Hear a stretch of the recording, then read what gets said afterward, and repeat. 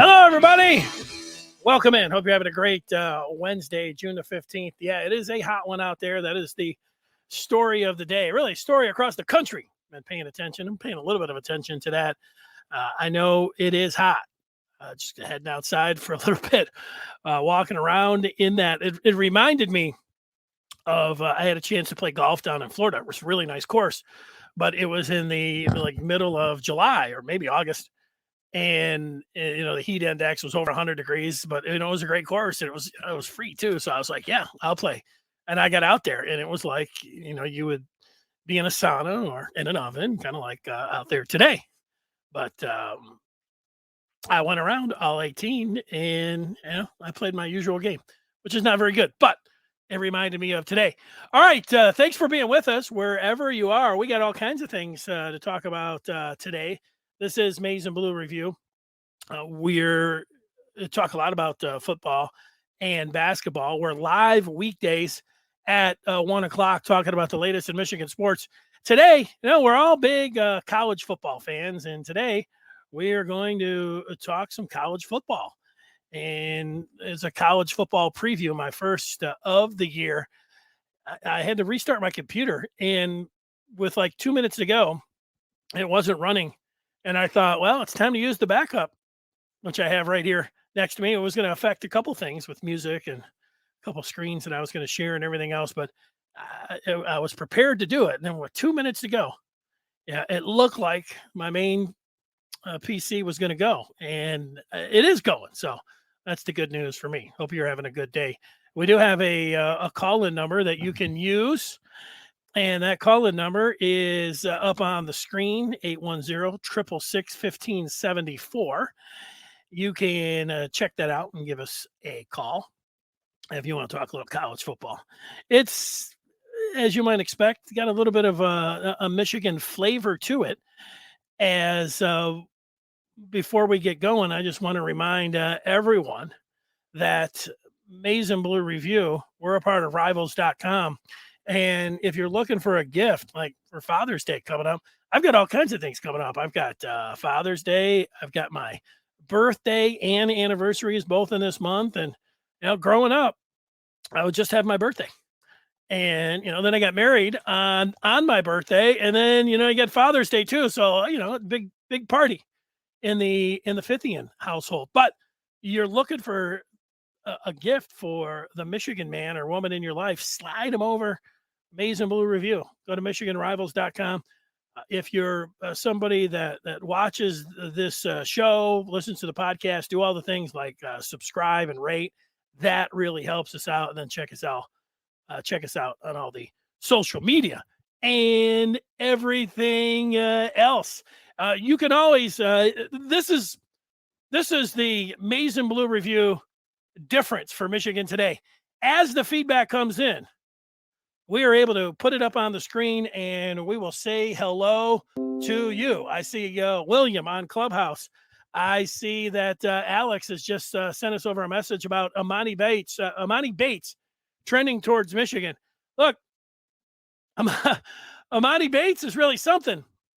Emoni Bates is a real wild one here for as far as college basketball. Here was a kid that I remember. I don't know if it was 7th or 8th grade. Larry Relage from the Associated Press said there's a kid here locally in Ypsi that they're comparing to LeBron James at the same age, whatever you are in 7th or 8th grade. So, one to watch. And I said, well, is my first question, is Michigan going to be involved in there? I said, John Beilein, that doesn't seem like a John Beilein type situation. Izzo, when he was available, I don't know if it was just right at midnight when he was first able to place a call. And, then he did. I don't have to give you all the background on Emoni Bates. It looked like he was going to Louisville after he went to Memphis last year and was using the transfer portal. And then it looked like he decided, because there was a little flirtation or whatever with Michigan. He was showing up on list, I guess, from his side. And then there was a picture, which was never dated. It could have been from, when he was a freshman in high school with Juwan Howard. Everybody was like, Lou, maybe he's going to Michigan. He might go to Michigan. The one thing, Michigan has scholarships open And is it a little bit late in the transfer game? Yeah. I mean, Michigan's got that one Duke transfer that, possibly that they're in the mix for. But Bates is just out there.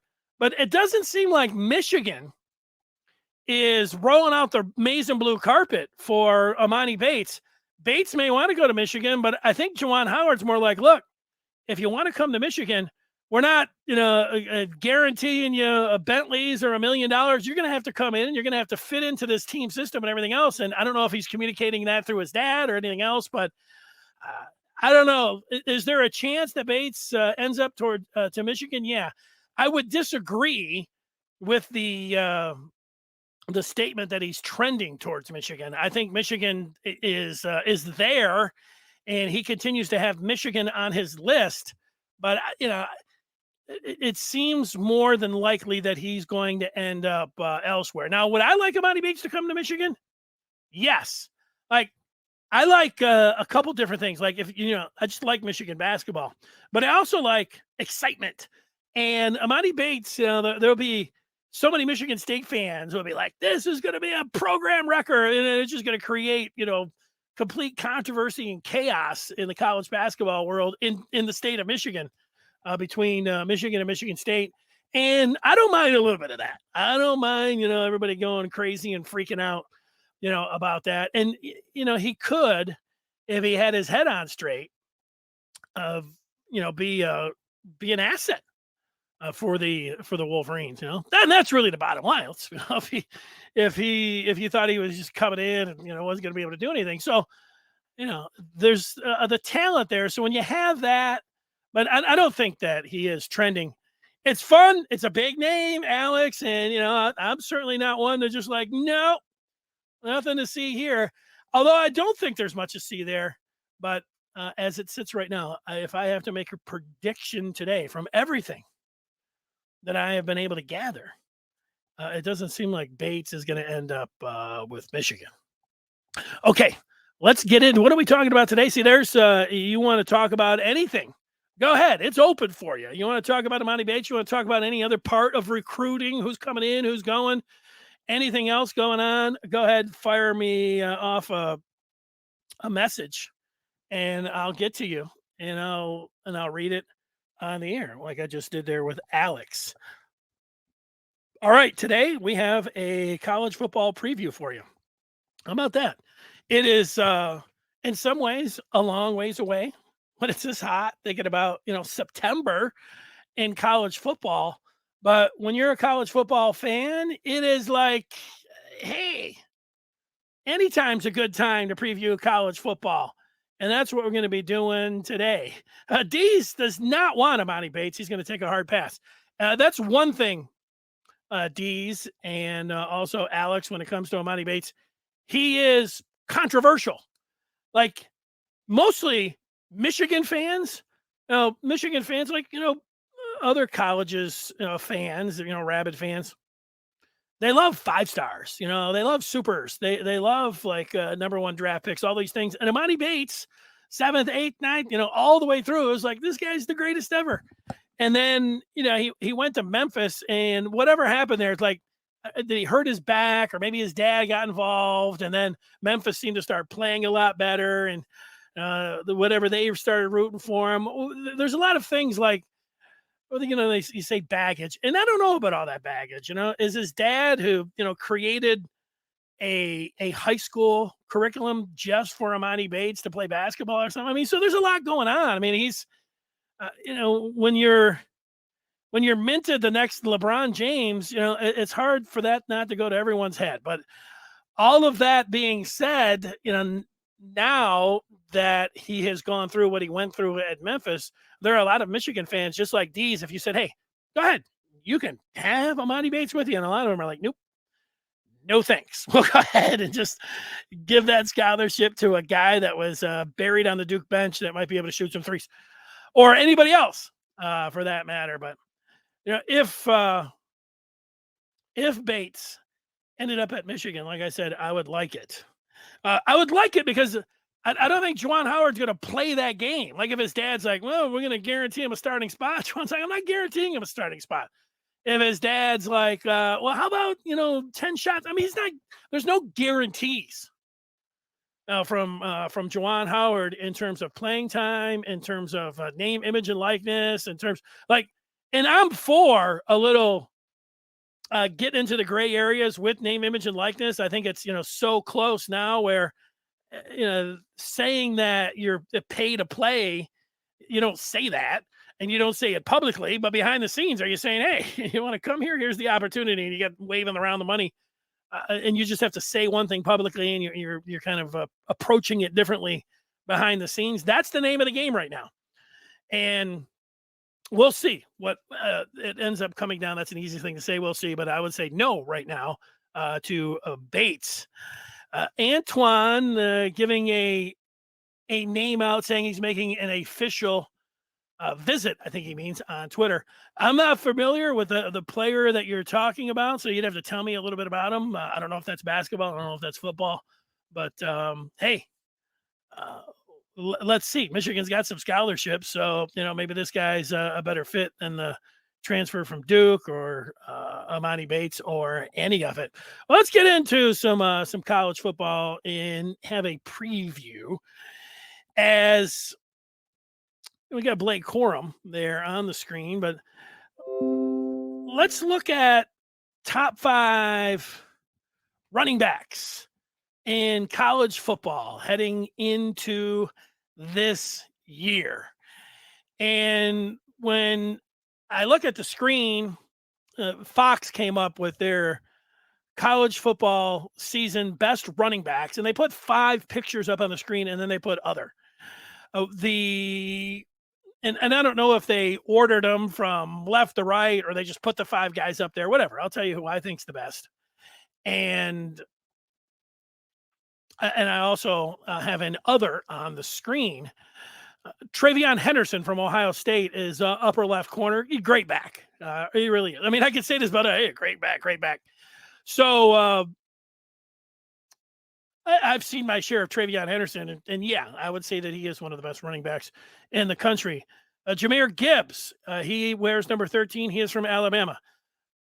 Alabama could have their 2-3 deep on here talking about being the best running back. The Tide bring in annually the top running backs in the country, so this is kind of the next up type situation. Is Jahmyr Gibbs one of the top 5? I'm not going to dispute that with the recruiting rankings, the kind of offensive line that Alabama has, and the just the line of success that they have with running backs. I believe that. Deuce Vaughn from Kansas State, number 22. I will buy Deuce Vaughn. I've watched him play a few times. He's a little guy, a little like, if you remember Darren Sproles, who went to Kansas State, then where did Sproles end up? He was in when it was San Diego, the Chargers for the long time. Did he play with the Saints maybe for a minute? I think so. And then with the Eagles. Talking about Darren Sproles, Deuce Spurlock looks a hell of a lot like Darren Sproles. Same size, same school, same type of game. And yeah, I think Vaughn, that's a nice pick. Seeing him. Blake Corum is in the top 5. I like this for a number of reasons. One, Corum was overshadowed by Hassan Haskins last year, and I think it got to be right along the Nebraska game, the night game. Even though Corum had a nice game, and he got the touchdown, and he was like eating corn afterwards as the touchdown celebrations. Hassan Haskins had a hurdle. And around the time, then Corum got hurt. He played the Michigan State game. I remember that. But it was around, I think maybe it was the Michigan State game he got hurt because Haskins took over and had 168 yards against Indiana. Haskins had 31 carries and 156 yards at Penn State. At Maryland, they didn't need Blake Corum. At Ohio State, Haskins had 169 yards and 5 touchdowns, although Corum was back for that game. Remember, in the second half, had that big carry in the second half. I think the first series where he took off, and I think he ran 40-plus yards. He looked pretty good. And like I said, I like Corum on this list because I think he's underrated by Michigan fans. He was overlooked when you think about last year, and it's like, oh, Hassan Haskins, the Haskins hurdle, Haskins touchdown, scored the most single season touchdowns in Michigan history. And then Corum got hurt, and he dropped that pass against Michigan State, and one other one that like Michigan fans like, hey, but Corum deserves to be on this list. I like that he is a top 5 back, top 2 back in the Big Ten, top 5 back in the country. That's a nice list to land on there, and Michigan fans should feel pretty good about having Blake Corum. What it says is that you get a star. And if you're considered one of the top 5 players at your position in the country, that's a hell of a statement for the preseason and in the offseason. And Corum getting that kind of shine is deserved. Now, the last but not least, and when it comes to me, I would put him number 1. As you're asking me, who do I think the best running back pound for pound is in the country? It is Bijan Robinson. Now, he has changed his pronunciation over the years here. I used to think it was Bijan, but I was reading a story today where he said, in whatever, I think it's Persian, he was saying it himself. No, Bijan. So, close to Dijon the Mustard, but Bijan Robinson plays for Texas, and he is a heck of a back. I'll buy that. I think he's the best out of these 5. And just talking about college football, who's the best pro and all that, that could be different. Although I would still say Bijan is the best college football running back, and I would put him as number 1 in the pros. Now, they have a space for other. And I put in other, and I went to Wisconsin. Their freshman running back, now a sophomore, number 0, Braylon Allen. Wisconsin, he showed enough last year. And then you know what Wisconsin's identity is and what they're going to try to do. I think, Braylon Allen, I would put him as a top 6 running back in the country. Okay, let's look at the feedback. And Antoine mentioned Toviano coming in. I didn't know necessarily who he was. Antoine saying he's a corner. So we're talking about football here. I was talking about basketball. So I was in basketball mode. I'm like, I don't know. Well, what kind of 3-point shooter is he? 5-star. Now you got my attention, Antoine. 5-star corner. So, okay. And a recruit. So, I'm good with that. Antoine talking about Hassan Haskins was good for the tough yards, no doubt. But Blake, you're probably more scared of because if he gets in the open, it's either a long gain or a touchdown. Yeah. Well, Haskins, they dogged Haskins about his 40 times, but then he took off a couple times and he looked pretty good. But, I think if it is home run ability, I like Corum. And how can you not like him? Oh, yeah, I mentioned it. Maybe those drops you didn't like. Okay, let's continue on with a little college football. And I put a tweet up on the screen, and it is from Joel Klatt. Works for Fox, college football analyst. And he tweeted out, every day I get a bit more excited about this college football season. Here's a look at my top 5 headed into 2022. He's got Alabama, Ohio State, Georgia, 1, 2, 3. Texas A&M and Notre Dame, 4, 5. Okay, I haven't done I don't even say a deep dive. I haven't even done a dive on Texas A&M. I know they beat Alabama last year, and Notre Dame there at number 5, a little bit surprising to me. Klatt puts a also under consideration list, which I'll extrapolate if he's got his top 5, and then it's not alphabetical. I'll say that he's got 6, 7, 8, and 9. He's really got his top 9 headed into 2022.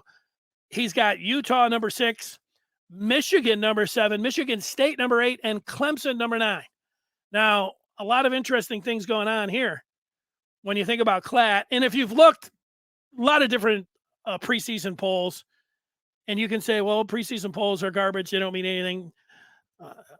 They mean like you want to be in the top 15, so you don't have that far to go. Win all your games, you're fine. Lose one. You don't want to start out outside of the top 25 and then lose a game early. It's a long ways to go. If you remember in 97, Michigan was preseason 14. They were able to get there. But if you look at a consensus of, I don't know, 5, 10, 15 different type publications or services or people that are involved in college football that have put out way too earlys, or now it's summer top 25s or whatever it is, or in this case, a top 9, even though Joe Klatt's calling it a top 5. Michigan and Michigan State are routinely popping up in the top 10. I've seen a lot where Michigan's 10 and Michigan State's 11, but as Klatt has here, Michigan 7, Michigan State 8, and Clemson 9. I think my takeaway here is that Michigan is going to be a preseason top 10 team. And Michigan is going to beat Colorado State. They're going to beat Hawaii. They're going to beat UConn. They're going to beat Maryland. So they're going to be 4-0. Alabama and Georgia play week 1 would they fall out of the top 5 with a loss? They'll fall back somewhere there. Michigan heading into their game October the 1st at Iowa, it is likely that they're going to be a top 5 team playing likely a night game in Iowa City. So those are my takeaways. Does it matter where Michigan's ranked, if it's just outside the top 10 or in the top 10 or closer to the top 5? Or no. But is being in the top 10, nice? Yeah. And we've talked about it all year long. We've looked at what Michigan has coming back. We look at the personnel that is ready to emerge, and we look at this super nice, manageable schedule with no games where they're not going to have to break a sweat until October. Things are looking great for Michigan. Again, my takeaway, college football preview. There's Joel Klatt with what he had to say about the top 9. Now, I mentioned that top 5 clash that's going to be happening week 1. Marcus Freeman is the new head coach at Notre Dame. He coached the bowl game, right? He, with Brian Kelly, bolting for LSU. Great story there for Freeman. Freeman went to Ohio State as a player. He was with BK Brian Kelly when he was at Cincinnati prior to Notre Dame. And then this week, Marcus Freeman, the head coach at Notre Dame, was talking about his football stops, the 2 most significant football stops in his career before coming to Notre Dame, at Ohio State, where he was a DB for Jim Tressel, and then also at Cincinnati, where he earned his reputation, according to CBS, which I'm reading this from, as one of the nation's best defensive coordinators. But Freeman, here's the money quote. Quote, "You don't go to class at places like that," Freeman said rhetorically. Okay, take some online classes, show up for your appointments at Notre Dame. You're forced every day to go to class. All right, that's the quote. Now, what this says immediately is that Ohio State doesn't care about academics. It's trash. Cincinnati, of course, doesn't care anything about academics. And Notre Dame, if you want to be a student and a great football player, you're going to South Bend. That is what we call, shots fired. Now, it might be true. And you remember that it wasn't so long ago that you had a quarterback, Justin Fields, was like, I don't have the exact quote in front of me. He's like, I don't know what an inside of a classroom at Ohio State. I know at the Horseshoe. I go to the Horseshoe. He took all online classes. And, so if in online, you could say, hey, look at the pandemic. It's a new world. Everything's online. You can make a case for all of that. You can make a case for, hey, your uncle went to Cincinnati and he's making more money and he's the smartest man, and your grandpa went to Notre Dame, anything. But what it does is it is not a compliment to Ohio State where he played. And, it's taking a shot at their academics. And it might be true. And here's the great part is that if Notre Dame wasn't playing Ohio State, and you'd say, okay, you're talking trash about Ohio State where you went, which is a little bit odd, and Cincinnati where you stopped, and you're just, fluffing up Notre Dame, which is fine. But Notre Dame plays at Ohio State in week 1 at 7:30. So this is awesome. Are Ohio State players going to take this personally? Yes. Is the coaching staff going to take it personally? Yes, they are. And then you're going to get, throughout this season, you'll get people to say, if college football, this means nothing. This is all fan stuff. And I don't agree with that. It's just like, Michigan State rival stuff. As soon as you think, like you would think that if these guys need a little extra to be motivated, then, why are they being motivated at all? Well, I'm no superior 1%, like greatest athlete of all time, but I read enough and listen to enough of the greatest athletes of all time who will use almost anything. Tom Brady, was picked in the 6th round. He made a note of all of the teams and all of the quarterbacks that were picked in front of him, and he still uses it to this day. Why does Tom frickin' Brady need to do that? I feel slighted. It helps him. Little, sharpen up that focus a little bit more. Draymond Green of Golden State was taken in the 2nd round. Draymond Green can recite every player that was taken in the 1st round the year he was drafted. And he wants to kick their ass every time he plays them because all those teams passed on him. So anytime you run into somebody that gives you the old, and every year it happens, if you think that affects college football, give you a little LOL or whatever else, it affects it. He'll say, yeah, well, you're not paying attention to what the greatest of all time say. So, but a little fuel for the fire coming up for when you think about college football. Continuing on, talking a little college football, let's look at the week 0 and also week 1 games. I have it on the screen in front of me. So if you're listening on the podcast, I'll help you out. Week 0 is taking place Saturday, August the 27th. And you say, okay, you get some games. Can you find 1 or 2 that might be somewhat of interest? Games that if you saw during the year, you probably wouldn't watch, but you're so football starved that you probably will.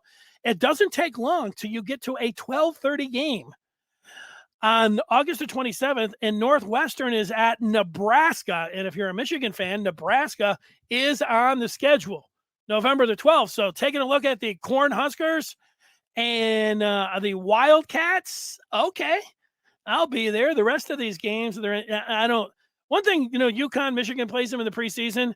When you're lining up, like, I understand that teams line them up for money and for home and just getting the checks and just getting automatic wins. I'm not paying any attention to UConn. Nothing against Ward Manuel or Jim Harbaugh or anybody else, but UConn. But I don't care about Hawaii or UConn or Colorado State. Illinois. It's another Big Ten game here. So we got a Big Ten matchup between Northwestern and Nebraska, but then Illinois, who's on Michigan's schedule. Michigan, their second from last game, their last home game of the year, November the 19th. They'll be taking on the Fighting Illini. Yeah, check them out. Why not? So that's the action on week 0. So there's 2 games that could be of interest. There's Hawaii. Am I going to stay up? What time does this one start? 10:30? Vandy in Hawaii? No thanks. Okay, Labor Day weekend. I love it. This, I always say continuous days in the sports calendar. Give me the Thursday, Friday, Saturday, and Sunday of the college basketball tournament opening up. There's nothing like it. I love it. Labor Day weekend for college football fans, rivals. I'll still take the college basketball, but college football, and this is a recent phenomenon, they do get it done Thursday, Friday, Saturday, Sunday, and they even bring you a Monday game. Let's look at those games. Is there going to be anything interesting on the Thursday? Ball State, Tennessee? No. All right. West Virginia, Pittsburgh on a Thursday. That's not that bad of a game. Kenny Pickett, no longer the quarterback for Pitt. So we'll see how that one ends up. I could see watching that one. Is there any other game? Oh, Central out of the MAC heading to Oklahoma State. Possibly take a little bit of that one in. Are there any other games on that Thursday? Kind of a light. Oh, wait a second. Penn State at Purdue. Penn State only a 3.5-point favorite. Ross-Ade Stadium. This is on the Thursday of Labor Day weekend, 8:00. I'm in. I'm in for Penn State at Purdue. I like it. So that's the Thursday games. We've got a nice Thursday game. Now I'm not watching New Mexico and Minnesota or Arizona State. You play to win the game. Let's go to Friday. Friday, Eastern Michigan hosting Eastern Kentucky, Rynearson Stadium, Ypsilanti, Michigan. That might be a game. I've got that one circled. Maybe I will go to and attend. Maybe I'll be headed out. I'm not paying $31 for a ticket to go to Rynearson, but Eastern Michigan, let's go. If Eastern's playing at home on a day where, there's no other games that I'm interested in, okay, I could do it. The traditional Friday game for Michigan State. I like how Michigan State plays Friday every Labor Day, and it seems like a lot of the times they play Western Michigan. I would DVR that game if I head up to over to Ypsilanti, but I will be taking in Michigan State Western. That's a pretty good Friday. Not bad. Not bad. Any other Friday night games? No, not Temple and Duke. Maybe it was basketball. I didn't know Texas Tech had a football team. Ooh, another Big Ten matchup. Illinois, again, Indiana. Michigan plays both of these teams. Watch it. You get a chance. I'll probably only watch 2 Illinois games all year, probably in the first 2 weeks. Here's one against Indiana and the night game on a Friday. Not too bad. And then we get to Saturday. There we go. Michigan and Colorado State, the home opener. Let's do it. Love it. The noon game. So I'm all set till 3:30. Would I think about DVRing some kind of perceived top 25 matchup? I'm not watching Iowa, San Diego State, or Maryland, or Buffalo. Nope. I'm gonna have to page down pretty quick to get to these. Oh, here we go. 3:30 games. Cincy and Arkansas. All right. Oregon, Georgia. That's attractive. And you only need 1 or 2 games in that 3:30 window. And we've got 2 of them. The U hosting Bethune-Cookman. No. If that was Dion's school, maybe a chance to tune in for a second to check it out. Those are the 3:30. But we do have the game, and it's taken me a while to get there, that 8:00 game that Marcus Freeman is going to take on his alma mater, and he talked trash about him. And is there going to be a little smack talk? Is there going to be a little payback on the Buckeyes' mind? Ooh, how about a little warm-up before Notre Dame, Ohio State, Utah heading to the Swamp to take on the Gators? How about the Utes, favored? I never thought I would see that. But, watch Utah in the Rose Bowl. They're the hell of a football team. They do have it going. And then here it is, that 8:00 game mentioned. It will be taking place at the Horseshoe in Columbus. You've got Notre Dame. There's Alabama, Utah State. No. We're getting close. I know it's an 8:00 game. There it is. Oh, I said 7:30. Ohio State. Tickets for as low, well, right now, you can get a ticket for $266 to watch Notre Dame and Ohio State. That's some college football for you. 14.5 points. Not a bad first week when you think about it. All right, some of the feedback coming in. D saying UConn has a small kick returner who can really burn. That's about it for the weapons. I'm thinking about taking the season under on Pitt win total. It's 8.5, and they play Tennessee in their non-conference. Well, interesting. You have to say that you mentioned Pitt, because let me add a couple of things in here, D's. One is that I've got the odds to win the Heisman Trophy. You look up here. We've already talked about Bijan Robinson, the running back from Texas. JT Daniels, who was considering Michigan. See if I can get this right. Went to USC and then transferred to Georgia. And now he's with West Virginia. I didn't even know that was possible, but I think that's true. Quinn Ewers, who already scooped up $1 million in NIL money from Ohio State, he transferred to Texas. We mentioned Travion Henderson, Jackson Dart at Ole Miss, TVD, Tyler Van Dyke down there at Miami, Caleb Williams. Caleb Williams was at Oklahoma and started in front of Spencer Rattler last year. He is now with Lincoln Riley and USC and has the third best odds to win the Heisman Trophy. No thanks. Bryce Young, predictable. CJ Stroud, the odds-on favorite, the Buckeye quarterback. Well, when you put up as many touchdowns and yards, you can understand why Stroud would be up there. I've got another graph that I thought was interesting for you, and let me put it up on the screen. This is from Danny Kanell and Dustin Dvorak. They do a college football show on satellite, and they put a list of 12 quarterbacks that are on the rise. And number one, Hendon Hooker from Tennessee, took over for Joe Milton last year. And according to Kanell, he would be the number one quarterback on the rise. Hooker there for the Vols. Dylan Gabriel, already mentioned a couple different guys. I wonder if Dylan Gabriel thought at this time last year that he would be a quarterback on the rise, because Spencer Rattler was the quarterback at Oklahoma, and Caleb Williams ended up unseating him.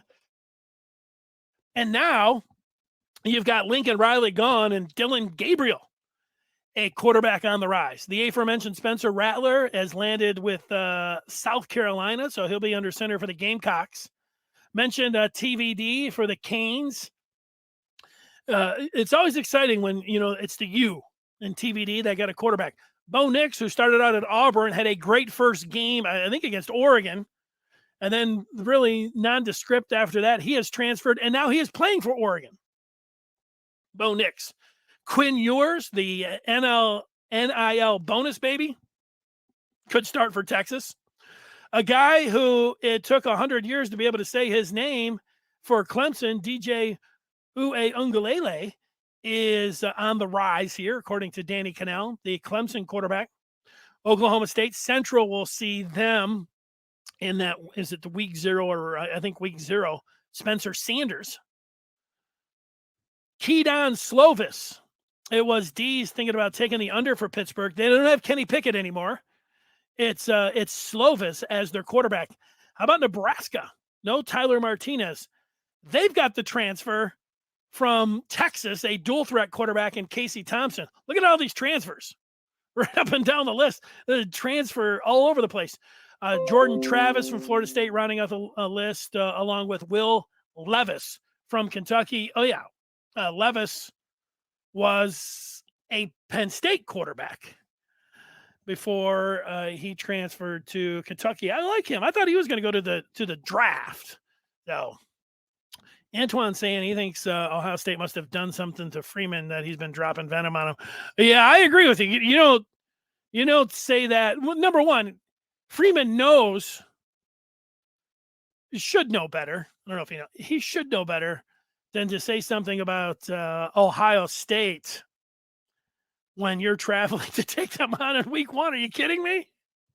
I mean, sometimes you get a guy, and who knows, maybe he's sitting out on his back deck, just chilling out, putting in 80-hour work week and then just sitting back, relaxing on his deck, and they say, hey, take an interview. And he's like, all right. And then, they start talking about academics and maybe how tough it was at Cincy.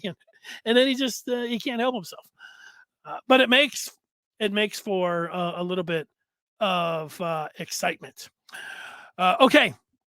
I did want to tell everybody, if you listened to Brandon Justice yesterday, the senior editor from Maize Blue Review, you heard him talking about Erik Bakich possibly leaving for Clemson, and that did materialize. Justice breaking that news last night.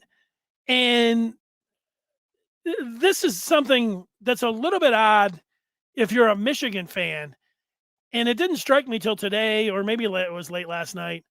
Like, for every sport that Michigan has, and listening to Justice yesterday saying, hey, it's not that much of a lateral move. It is a step up.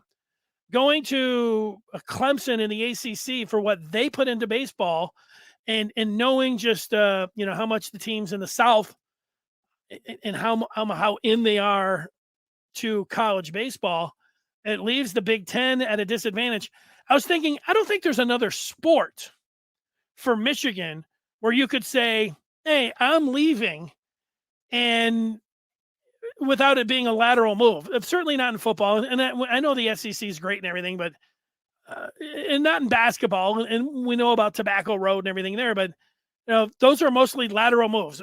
Maybe if Juwan Howard or if it was before John Beeline and he was leaving for the Duke. You can always have a couple examples, but for the most part, I don't think there's a sport. I don't know, soccer maybe. I'm not familiar with Big Ten or specifically Michigan soccer, and maybe I know they like soccer in North Carolina, so maybe soccer, would be one. But this is one where the weather hurts you. Now, it's blazing hot today in Michigan, but if they moved the baseball calendar back, and none of the teams in the South want to do this because it gets really hot, it's already going to be pretty hot. If they could move the baseball season, you wouldn't want to run it till late August, but could you have it in mid-August? Move it back a month, maybe 40 days? Just think about, so instead of playing on April 1st, you're talking about May, and the weather, it would be so much better for teams north of the Mason-Dixon line. I don't know if they've ever entertained it. I don't know if what would be under consideration or anything, but it would make it so much better for the teams in the north. Teams in the south, are going to complain about the heat, and the teams in the north are going to complain about the cold. But that's it. I know this. Like, we're all hardy folks from Michigan, and we'll go and watch a football game when it's 10 below and everything else. But baseball, it's a warm weather sport. How many times are you thinking about sitting out watching a baseball game in early April at Michigan, where it's 40 degrees, 45 degrees in snow flurries, and they don't like playing in it, and nobody likes watching it. So they're up against it. So Bakich is out. Fetter's name was the pitching coach for the Tigers. That doesn't sound realistic to me. Like, if Fetter was going anywhere to be a head coach, he would be going to be a manager in MLB. And still the situation, even though the Tigers stink, the rotation has been decimated by injuries. That's the point. He's still got tons of young arms to work with, and there with AJ Hinch, I believe that he's in an excellent situation, and I don't think that he would leave for the Maize and Blue. How about the guy that I had on a week or so ago, Ryan Kelly, down at Wayne State? Now, is that too big of a jump, Wayne State to Michigan? If you don't know Kelly, I could see how you might think that, but also, Kelly's a Michigan man. What he's done there at Wayne State, and the timing is right. He had his best season, with Wayne State down there in Detroit. Michigan man, local guy, baseball through and through, great connections in the state of Michigan. How about RK for the next manager of the Maize and Blue? That's my pick if they don't go Fetter. But hey, I will say, I don't try to be biased. I am biased towards RK. I like him. And I do think it would be a nice hire for Michigan. I got to be careful because I thought Brady Hoke was, I liked Brady Hoke too. And that ended up not working out. Okay, tomorrow we will bring the coach on, Jim Scarcelli. He's going to look at the Michigan schedule, and he's going to rank it from 12 to 1, 12 being the easiest, 1 being the hardest. Scar will do that tomorrow. Thanks for watching. We're here weekdays at 1 o'clock. And until tomorrow, everybody have a great day. Goodbye.